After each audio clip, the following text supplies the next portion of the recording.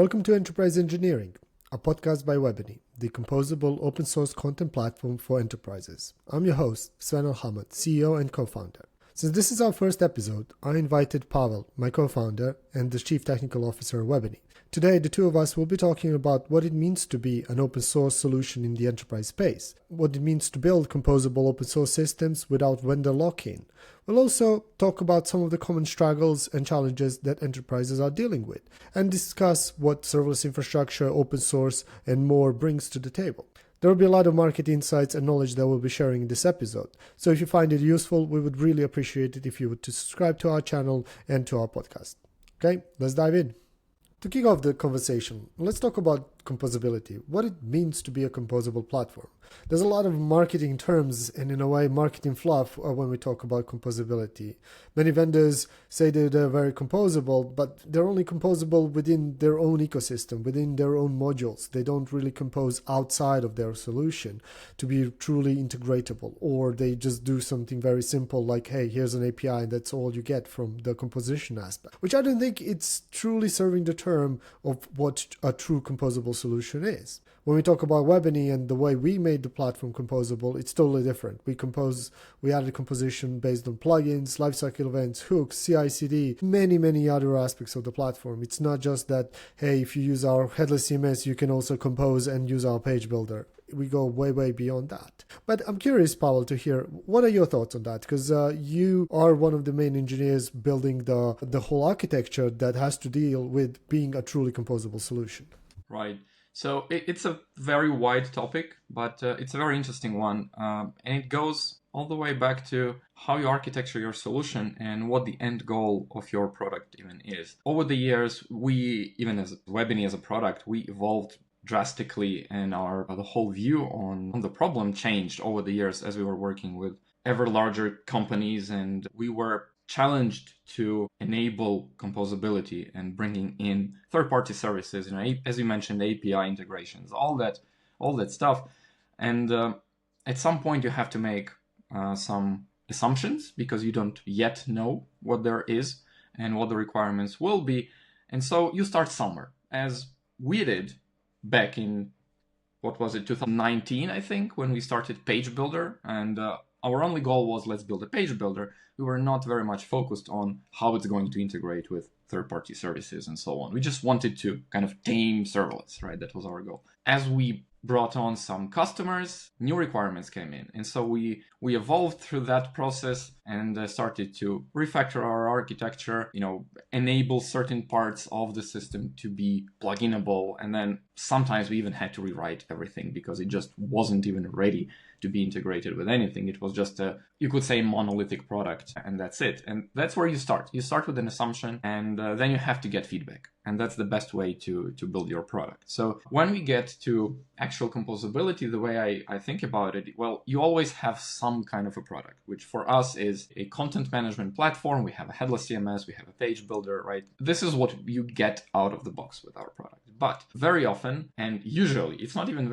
it's more often than not, you don't have some features, or you're lacking integration with, Salesforce, or I'll just throw some names as an example. And how do you make it possible? There is no way you can just foresee every possible integration and even implement and maintain it. So the best way to approach it is to first design a very convenient public API. That's something we learned over the years, that the first thing you design when you build a new feature or even think about a piece of architecture is, how will third-party teams integrate with it? How will they customize it? How will they add their own plugins? To jump in there, basically what you're saying is that people can't just build a solution and, let's say, add an API or multiple API endpoints afterwards. You need to design your solution from the API side. You need to think about how people will consume and integrate with your solution. And it has to be one of the starting points. Yeah, that's what we learned through the years. Of course, we ourselves as a young company, we started the other way around, as everybody does. You focus on your own product, you think that it's super powerful, and then as you get to the customers, you're like, it's not really that powerful because look, we have a blocker there, we lack integration points here. And so over time, you just completely inverse the approach. The first starting point of every software product should be, especially in open source, I'm even talking about, Okay, fine, SaaS is a different area entirely, but if you're open source and even self-hosted like Webiny is, you have to start with the integration APIs first. And you do all you can to design a very convenient. You focus on developer experience, of course. You work on your APIs, and then the challenge is how you integrate it internally, so everything works nicely and is modular and testable and deployable correctly and all that. But your users shouldn't worry about it. So public API is the king. And when it comes specifically to Webiny, when we talk about APIs and composability, well, unlike a SaaS where the whole premise of composability, even if they allow it, is based on something like a GraphQL API or RESTful API, right? But when you're dealing with an open source self-hosted solution, the composability integrations, and when we use the term API, it has a much wider meaning because we're not only talking about the HTTP layer, but we're also talking about the code level. So how do you call a specific function? How do you call a lifecycle event or a hook? So those integrations are done at a much, much deeper level.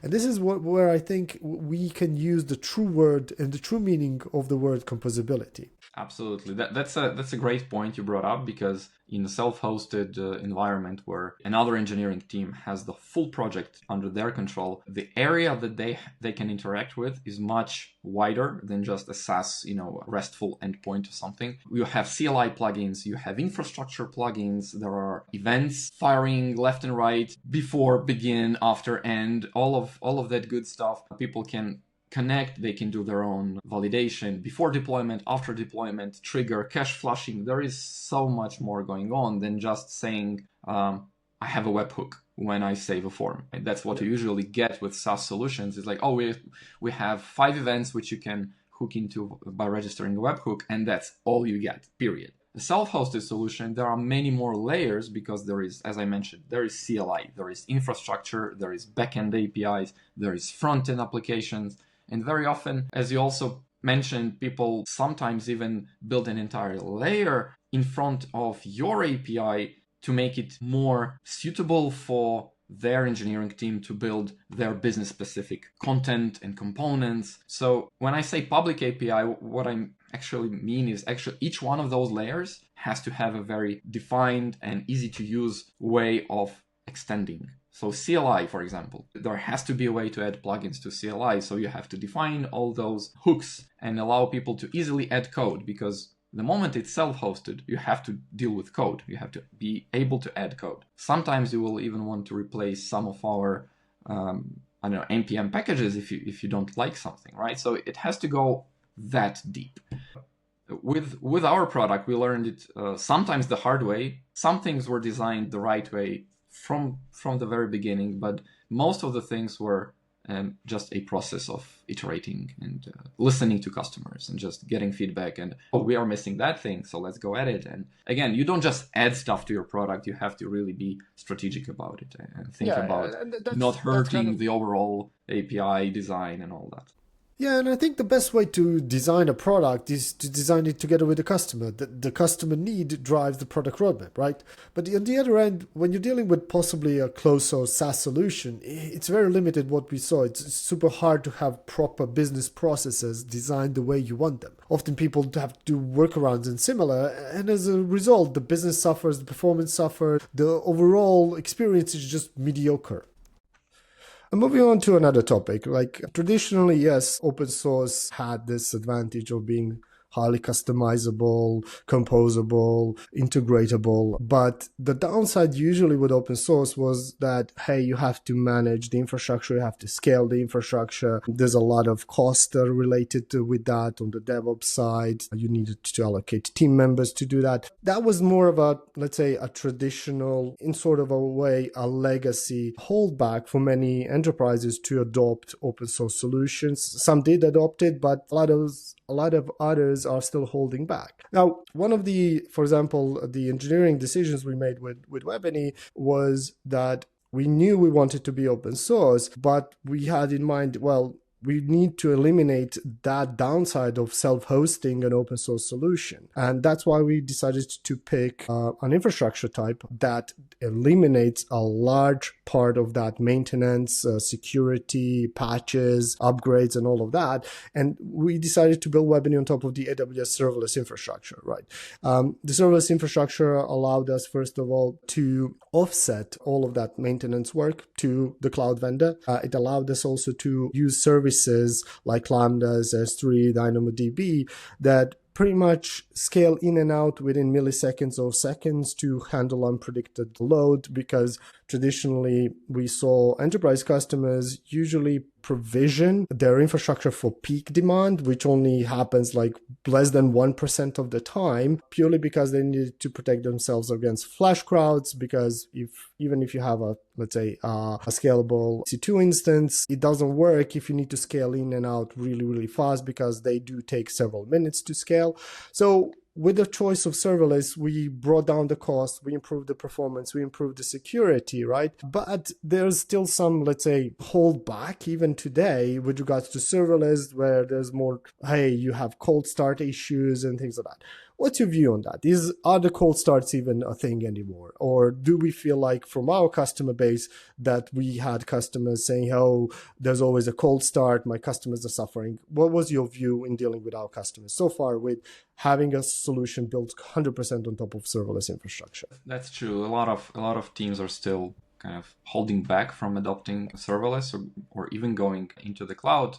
And I think a lot of it has to do with just doing stuff the same way for many, many, many years. It's just a habit, basically. And not many teams have enough time to invest into actually experimenting, building a POC on top of serverless, for instance. So it's kind of this area where not that many teams still have experience with. So they just want to stay in the secure space where they know what they're doing. And even though it's maybe outdated, again, I'm saying maybe because there is nothing wrong with the old ways of spinning up your hardware and having data centers and everything. There are pros and cons to everything. But I think it has more to do with kind of just experience and knowledge about a specific technology that usually holds teams back. Cold starts, they were a thing back when we started Webiny, which was 5 years ago, I think, maybe something like that, right? I mean, we suffered a cold starts as well, but things improved so much over the years that over the past, I think, 3 years,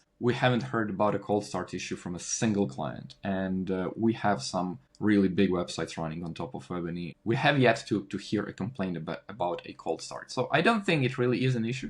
It's some of this, again, lack of information in the space, right? Where people just read an article somewhere, somebody mentions cold start, and they just say, it's like a verdict. Oh, cold starts, they're slow. My API will be slow, period. Nobody even wants to investigate and kind of learn more because there are ways to mitigate it. If you really need to push your Lambdas to extreme performance, there are ways to do it. It's just, you need to dive in, you need to read the docs, you need to experiment, and as usual, you need to optimize for your use case. There is no silver bullet for just, making the cloud super fast. It's always on a case by case. And especially if you see an article from like 2021, 2022, cold starts, big problem. And you might think, oh, that's fairly new article, right? So it's still a thing. Serverless has evolved so much in terms of performance in the just last 2 years that it's a day and night difference. Yeah, I mean, as you said, we are not getting any feedback that cold start is an issue, and we run all of the workloads on the serverless infrastructure. So, but that I just want to say, like, this is kind of like one of the advantages that serverless brought to the market, specifically to commercial open source projects, where now you have an open source self-hosted solution, which allows you to customize it, which allows you to retain your data, your privacy, the control of the data, where it's stored, who can access it. All of that stays within your organization. But at the same time, you don't need to pay that premium of infrastructure maintenance, scalability, security that you didn't configure something correctly. Because with serverless, everything is configured for you. So there's tremendous benefits in that specifically unlock a lot of potential for enterprises and reduce significantly the cost. We saw with some customers cost reductions up to 80% on the infrastructure just by switching those same workloads from a legacy solution running VMs to a more modern solution like Webiny, where we run on top of serverless infrastructure. Benefits of using the serverless, and not just serverless. I mean, any cloud infrastructure benefits are just tremendous. I remember back in the days when you and I were running a web agency. I mean, the amount of configuration we had to do on the servers. But it was 2014. There wasn't a better option back then. We were just crying day in, day out because I want to spin up a project and solve some business problems. I don't want to configure hardware, right? But you have to. Period. You have to. Now there is this cloud, which is really, it's still young. It's still super young, but it's at a level where you no longer have to worry about, will my server go down because Black Friday, right? It won't. You might pay some extra for hits, but again, there are ways to, optimize stuff. But in general, you go to sleep and you know that your customers won't call you in the middle of the night saying my web shop just crashed and nobody can buy my product. So I think that is the single largest benefit.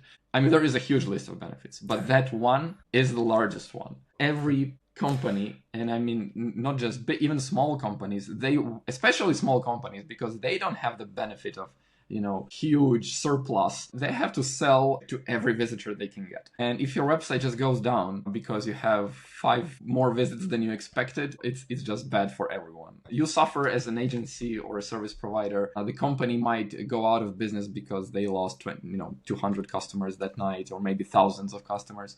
So when people think about infrastructure, they usually, especially engineers, they only focus on the technology part of it. But there is a much larger part above. It's like an iceberg, right? Where you see, infrastructure, and engineers play with infrastructure. But then there is a huge iceberg under the water, which is business and people and, jobs and companies that are trying to sell their super new products. And it's huge. When you take a step back and think about what is technology actually powering? Like, why is there technology? Why is there this cloud, right? Who needs technology just for the sake of technology? Nobody. Technology actually evolved from business needs, business requirements. So once you look at it that way, then you actually see huge benefits of using cloud, and especially serverless, where it just automatically scales and it doesn't cost, you don't pay when you don't use it, right? All those benefits that might sound simple and superficial, but they're not. And when you at the end of the year, when you do the math, and the bottom line is the most important thing for every business, and then they see the benefits of using serverless. And what's in your view preventing more organizations from adopting and building on top of serverless? Because it's so great in terms of performance, its security, cost. Why isn't everything running on serverless? Because there was a big hype like a couple of years ago, serverless is the future. And well, we were part on the hype train. But in our view, the hype was real, and we still see the benefits of doing it on top of serverless today. And if we needed to make that decision again, I don't think we would make a different one. We see truly the benefits serverless brings. Yeah. So why didn't more people adopt it? There is an adoption, and pretty much every enterprise is running serverless workloads, just not in the amount that everybody was expecting. Yeah, you see, you said a very interesting keyword. Enterprises, many of them, have the benefit of dedicating an R&D team to build some POCs or small products and explore the technology. Smaller companies and startups, they don't have the benefit, nor funding, nor time to say, let's spend a month learning this new serverless thing and building a POC, seeing what we can do with it, right? There's just no time and money to do that. Enterprises are going in because, first of all, they have larger engineering teams. They can spare 5 engineers as a dedicated R&D team and say, hey guys, let's build a POC. Here's a small product we want to launch. Let's play around with, and first of all, learn the stuff, explore, see what benefits there are. And secondly, if it's a successful POC,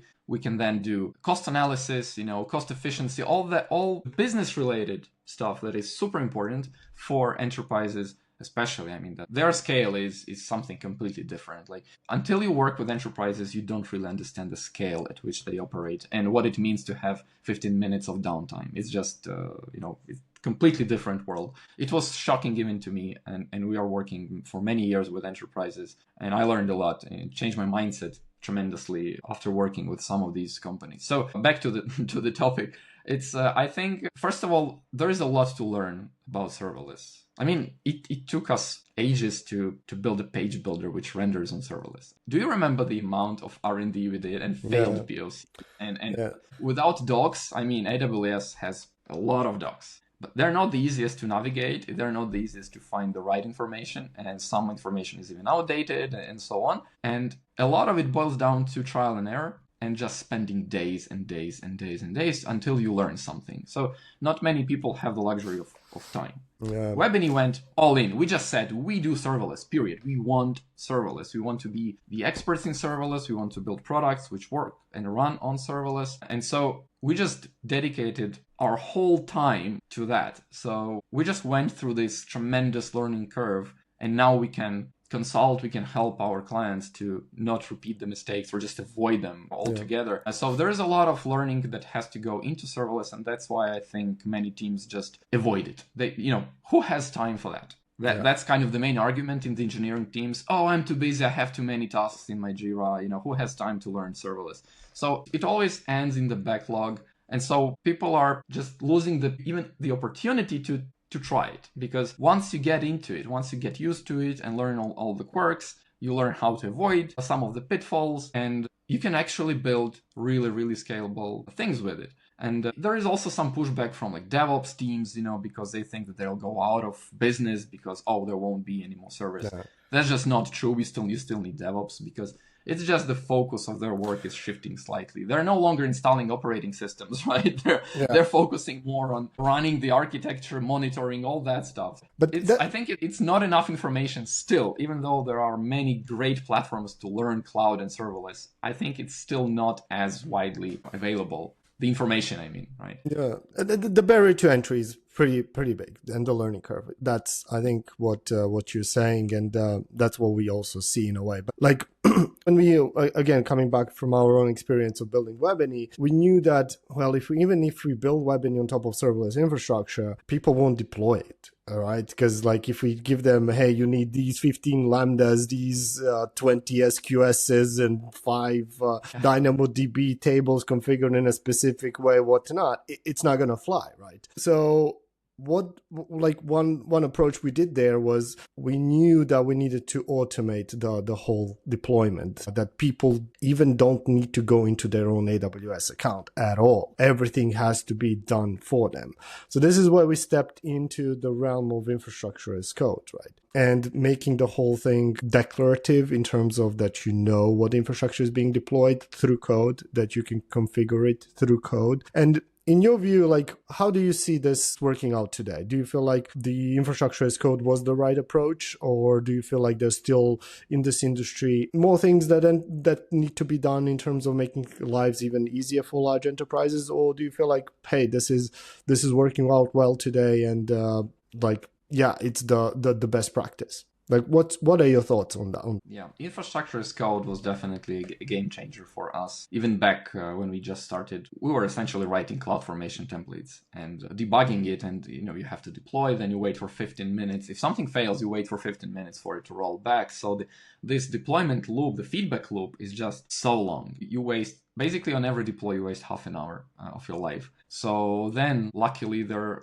Pulumi, which we discovered a bit later in our journey, which was a real game changer. I just love what they did with infrastructure. For those who don't know, Pulumi is infrastructure as a code tool, which has SDKs written in a variety of languages. So it's not just a YAML template, right? Or it's not a Terraform, proprietary syntax or language, call it whatever you want. Pulumi is built on top of Terraform, but it really makes it great because you can work with your infrastructure as code. You can actually write functions, and it's very easy to make the code run conditionally. So especially for Webiny, where we have free tier and we have some enterprise features, it's super easy to enable parts of infrastructure based on your license. So you can have conditional templates for your deployments, which is very hard to achieve with YAML. I mean, It's doable to some extent, but the friction is just not worth it. So with Pulumi, it was a real enabler for us. We did add an extra layer on top of Pulumi to make the whole process even more extendable, because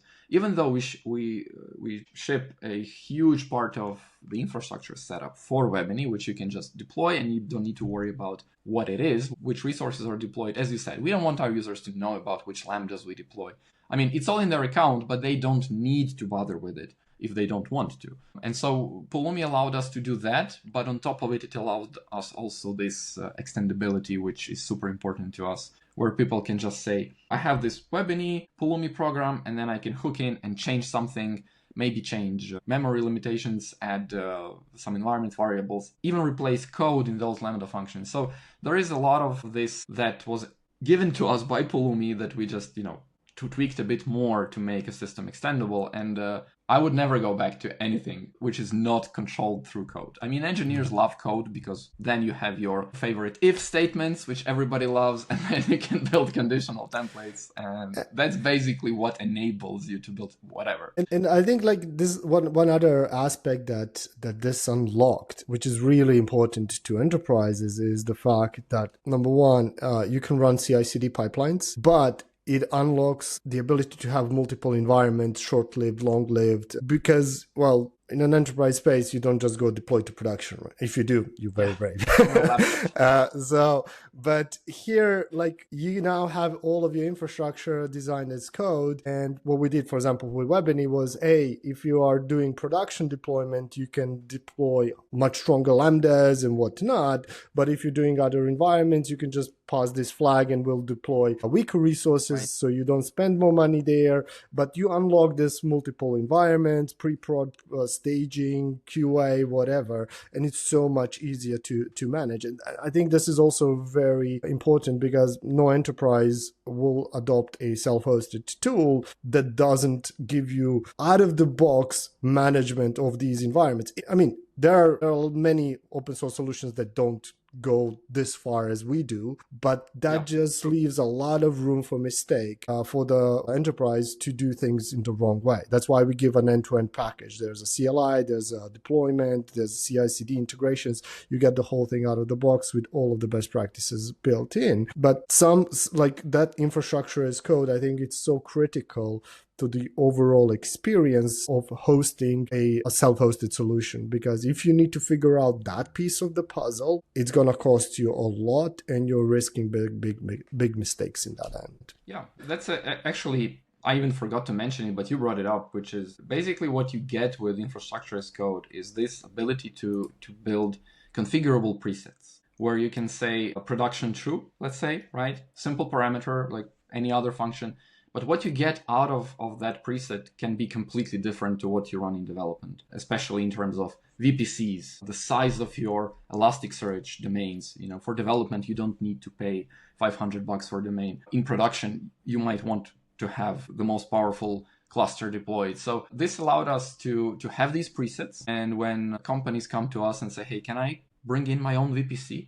Just say, yeah, we have a parameter for it. Just either say VPC true or it accepts an object and you can give us your subnets. And why I'm mentioning VPC, because I think it's one of the most fiddly thing to configure when you are deploying to AWS cloud. And I think any cloud in general. It's just a very difficult topic and every service has different configs for VPC, so it's not just flipping a flag to true and all of a sudden you have your VPC. No, every service has to be configured differently, and that's what we abstract away from our users. We just give them the ability to either opt in and say, I want VPC true, and then we create subnets, or you just give us your own subnets and we will configure the rest for you. As you mentioned, the products that don't come with these presets or deployment templates, users of those will usually spend more time building those deployment templates than actually using the product. And there is a huge risk of users eventually giving up and just saying, I'm not using this because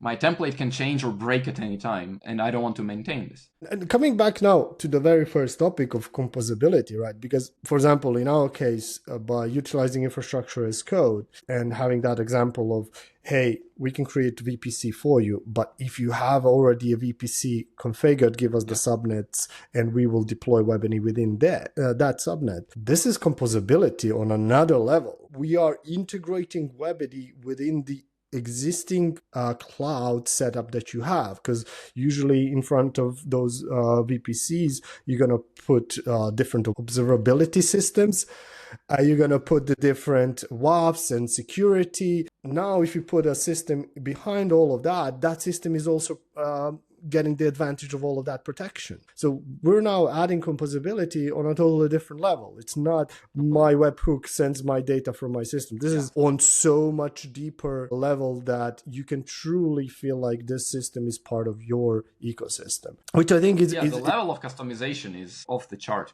I mean, from experience, we had crazy requirements. Like what you guys deploy, like I'm listening from the customer's perspective, they come to us and they say, yeah, Webany is perfectly fine. Like it deploys, it works. But we have our own Cognito user pool and you can't deploy your own. We're not allowed. Our company policy is that you are only allowed to use that particular user pool, and we only have like those 3 cloud fronts that we need to wire up to your system. Like, oh man, we can do that because we actually allow you to customize our deployment and do whatever you want, add stuff, even load in existing resources that's totally Pulumi's feature, right? All the credit here goes to Pulumi, but we are using the tools that allow you all this flexibility, which also then translates into our product being more flexible and adoptable at the same time. So engineers are they're stressed less about the amount of work that they have to put in to wire up those constraints that they have. And you make a good point there because, for example, we have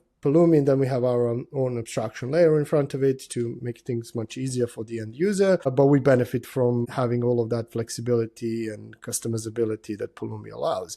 But then there's an extension to that because, for example, one use case we often see with Webany is that people go to the market, they have a specific product that they need to build, and they look, hey, is there an off-the-shelf SaaS solution? There often isn't, or there is one that gets them like 60-70% of the way, but not 100%. And because it's a SaaS, it's a closed box, you can't do anything with it, right? And then they think, oh, I now need to go do it yourself route where I need to build everything from the ground up. And that's a big hassle, big investment, time, maintenance afterwards, security to consider, infrastructure to manage. It just blows the whole project out of proportions, right? But having an open source solution like Webany, again, that sits somewhere in between, like we are SaaS, but we're a commercial open source self-hosted SaaS. So we give you a bunch of tools out of the box, and we might also get you like 60-70% of the way, right? But because we're open source, you have the ability to build on top of Webany those 30% that are unique to your business, that are your secret sauce, and make the whole platform fully tailor-made to you. And that's kind of one of the other advantages of this is composability beyond, right? You're now using a solution as a foundation for your own product, right? And open source unlocks that. At the same time, you don't need to worry about all of the security because we give you a security framework. You don't need to worry about the organization of your code, build mechanisms, infrastructure as code. All of that is there. Plus, you get a super scalable headless CMS or whatever off-the-shelf stuff you want to use. And then you just add your own business logic on top of it, your own modules, screens, UI, whatever you want, right? And this is, I think, a true advantage of like, yes, there's SaaS, then there's composable solutions, and then there's this open source composable, which goes so much further than any of the others, right? Which is, I think, an awesome time today because you get a lot of these open source solutions, self-hosted, stuff like that. If they added this other end that we did with infrastructure and all of that, it would be much easier for people to build many, many great products on the open source or commercial open source and instead of using SaaS. But coming to another topic, switching gears here, we need to talk about vendor lock-in. What does vendor lock-in mean in terms of, let's say, an open source solution that's self-hosted versus a closed source SaaS solution? How do you see vendor lock-in? Do we, for example, from our customer base, do our customers feel like they're locked in and that in a way like we are competing to other products in terms of how hard we can lock you in and how hard we make you to migrate, or do we compete on who builds a better product at the end of the day? Because if you make your system super open, you are vulnerable more for customers moving to a different solution, but a customer will move to a different solution if that solution has a better, if it has better features, better price point or whatnot. So you're competing on a different playing field than just having a harder lock-in. What's your view on that? So, yeah, I mean, there is always some degree of a vendor lock-in, always. It just depends on kind of the area of the lock-in. With SaaS platforms, the lock-in is usually on the data side, because all of your business data all of a sudden now lives somewhere. You don't even know usually where it's hosted. And some of the products, we won't go into names, but some of the products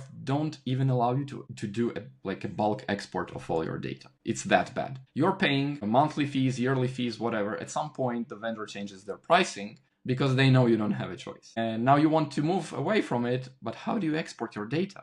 And they say, no, we don't have bulk export. Sorry, like we have RESTful APIs, so write your scripts. And, for companies that have millions and millions of records and like complex data models and stuff, that's a huge undertaking. So with SaaS, lock-in is on the data side. I won't even go into data privacy. It's just a topic of its own. But the fact that it's difficult to access and extract your data and move it somewhere else is a big concern, especially for serious enterprises. Now, with open source, you remove that, especially with self-hosted solutions like Webiny is, you own your data because you deploy it into your own AWS account. So at any point in time, you can just download the whole Elasticsearch and just do the export of it, or DynamoDB table, right? You own it, so you feel safer from that standpoint. You know that your company owns that account. It will never go away. Nobody will be able to steal it from you. So you are safe from that perspective.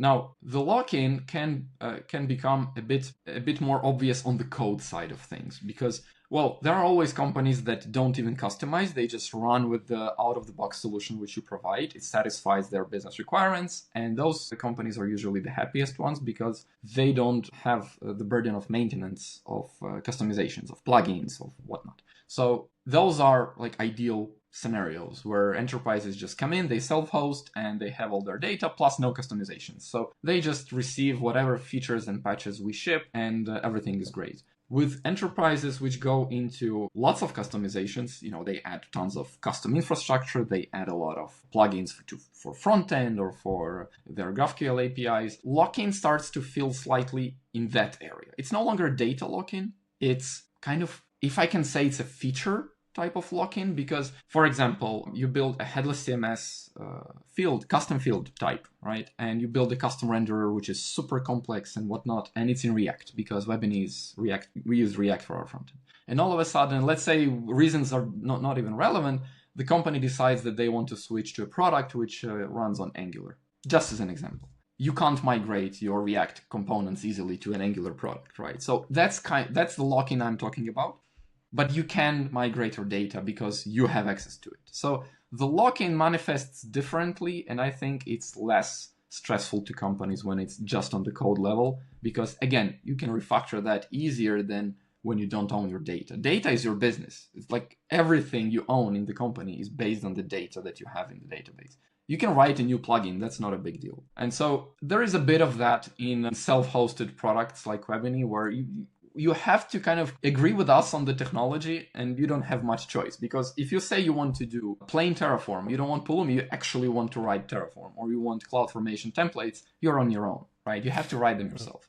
It's more of a tech stack lock-in than a vendor lock-in, right? But with open source, like, you do own the data. And I think, like, in today's world where we have a ton of AI and ton of SaaS vendors building and training data, training LLMs on their customers' data, you start worrying about your data a bit more. Now data, as you said, data is your business, right? But it's also a raw ingredient that everybody is after. Right. Yeah. So I think there's going to be more and more regulations, more and more privacy concerns with where's my data, who can access it, what can it be used for, and stuff like that. And when you are a large enterprise, you often come with a large data set. Already, right? You don't build it from scratch. You're bringing it in with yourself, and it's just exactly. True. And I think like in a today's world, more and more companies will start self-hosting because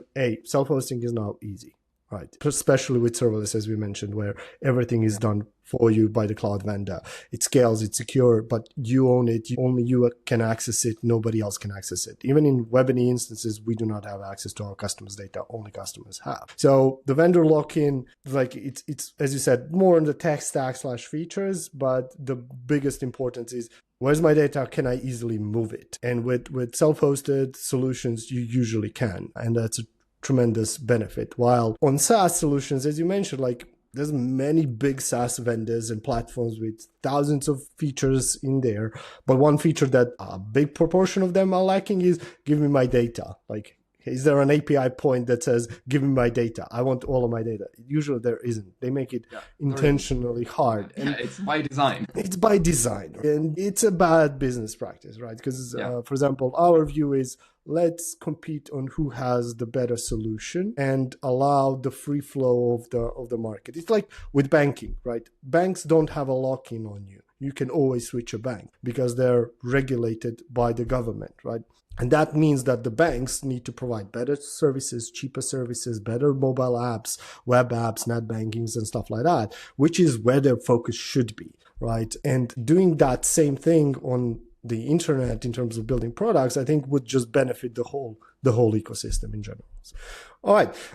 Any final thoughts from your end on that one? No, I think we covered quite a lot of ground there. Yeah, I think we did. And hopefully our audience will love it. Again, this was our very first episode, so we would appreciate everybody who was listening in to give us some feedback, subscribe both to the podcast and the YouTube channel. On future episodes, we'll have both some internal team members discussing some architecture challenges, feature challenges, but as well, we'll be bringing in guests who are industry experts to share their insights and knowledge about what it is to work in an enterprise space, build features for enterprises, build products for enterprises. And our goal is just to bring back a lot of that knowledge back into the community and hopefully help everybody and have a more enjoyable time in the space and build better products for everybody. So cool. Awesome. Well, I'll see you on the next one. Pavel, thank you for your time. And I'll see you. Thanks for having me. All right. Bye. Cheers.